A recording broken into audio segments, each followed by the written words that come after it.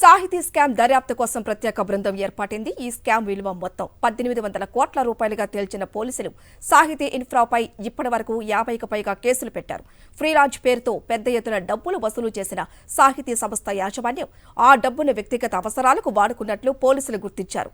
9 ప్రాజెక్టుల పేరుతో కోట్లు వసూలు చేసిన సాహితీ ఇన్ఫ్రాపై భూముల కొరకుండానే ఫ్రీలాన్స్ పేరుతో వసూలు చేసింది. మరింత సమాచారం మా కరెస్పాండెంట్ వాసు అందిస్తారు. వాసు, హైదరాబాద్ లో పెద్ద ఎత్తున సంచలనం కలిసినటువంటి సాహితీ ఇన్ఫ్రా స్కామ్ కి సంబంధించి పోలీసులు స్పెషల్ టీమ్ ఏర్పాటు చేశారు. ఈ స్కామ్ మొత్తం కూడా ఇప్పటి వరకు 1800 కోట్లుగా తేల్చారు. అయితే ఈ నేపథ్యంలో విచారణ ఆలస్యం అవుతున్నటువంటి తరుణంలో కూడా నిన్న పెద్ద ఎత్తున కూడా అధికారులను కలిశారు బాధితులంతా కూడా. ఎందుకంటే దాదాపు 3000 మంది బాధితులకు సంబంధించి 9 ఫ్రీలాన్స్ ప్రాజెక్టులు కొనసాగుతున్న నేపథ్యంలో కూడా ఒక్కొక్క ప్రాజెక్ట్ లో పెద్ద ఎత్తున కూడా బాధితులటువంటి నేపథ్యంలో కూడా వాళ్ళంతా కూడా అధికారులను కలిశారు. వాళ్ళకు ఒక అసూరెన్స్ ఇస్తూ కూడా ఒక స్పెషల్ టీమ్ ను ఫామ్ చేశారు.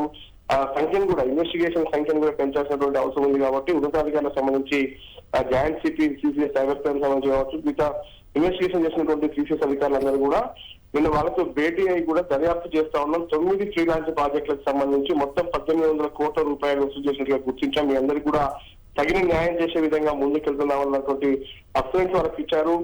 వసూలు చేసిన డబ్బుల మొత్తాన్ని కూడా వ్యక్తిగత అవసరాలకు భూముల కొనుగోలుకు వాడుకున్నాడు. కొన్ని ఇప్పటికే ఫ్రీజ్ చేయడం జరిగింది. ఇదే కేసులో కూడా ఈడీ దర్యాప్తు సాగిస్తున్న పరిస్థితి కనిపిస్తోంది. భూములు కొనుగోలు చేస్తున్నటువంటి భూముల విషయంలో కావచ్చు ఇప్పటికే కొన్ని ఆస్తులను అతని వ్యక్తిగత ఆస్తులు కుటుంబ సభ్యుల మీద ఆస్తులు కూడా గుర్తించారు.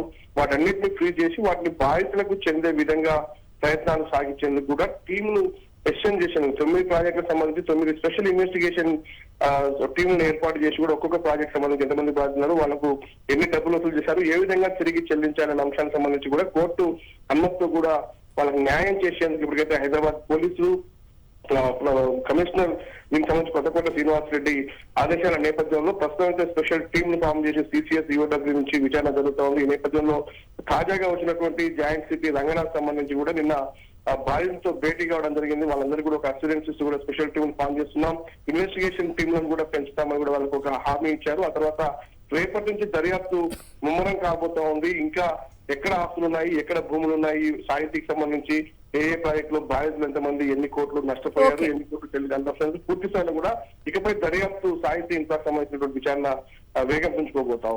Thank you Vasu.